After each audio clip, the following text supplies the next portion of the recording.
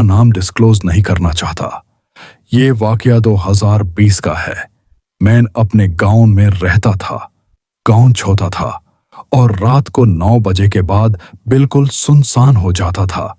उस दिन इशा की नमाज के बाद मैं मस्जिद में थोड़ी देर बैठा रहा। बाकी सब लोग चले गए थे। सिर्फ मैं और इमाम साहिब रह गए थे। जब मैं बाहर निकला तो हवा अजीब सी ठंडी थी, लेकिन गर्मी का मौसम था।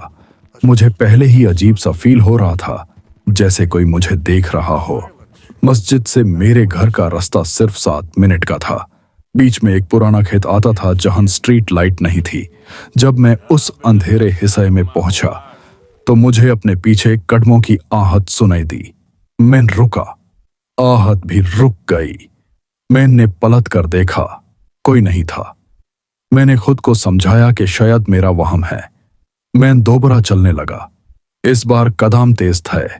तप तप तप तप अब मेरी सांसें तेज हो चुकी थी।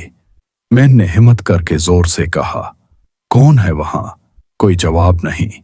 लेकिन इस बार मुझे अपने बिल्कुल करीब, अपने कान के पास हल्की सी सांस महसूस हुई, जैसे कोई मेरे पीछे खड़ा हो।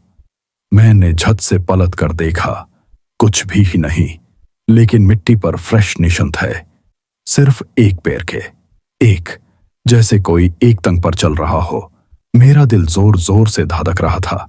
मैं दौड़ लगाकर घर पहुंचा, दरवाजा बैंड किया, रूम में जाकर लाइट ऑन की, और फिर मेरे कपड़ों पर मिट्टी लगी हुई थी, लेकिन मैं गिरा नहीं था।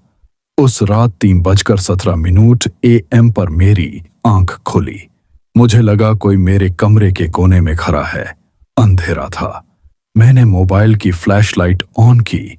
कोना बिल्कुल खाली था, लेकिन दीवार पर मिट्टी के निशान थे, एक पैर के, उसी शेप के जो रात को रास्ते में देखे थे। अगली सुबह मैं वापस उस जगह गया। वहां मिट्टी बिल्कुल स्मूथ थी, कोई निशान नहीं। इमाम साहिब ने बस इतना कहा, बेटा, कुछ रास्ते रात में चलने के लिए नहीं होते। आज 4 साल हो चुके हैं। मैं अब शहर शिफ्ट हो चुका हूं, लेकिन हर साल उसी तारीख को रात 3:17 पर मुझे अपने कमरे के बाहर एक पैर की चाल सुनाई देती है, और वो कभी 2 पैर की नहीं होती, कभी नहीं।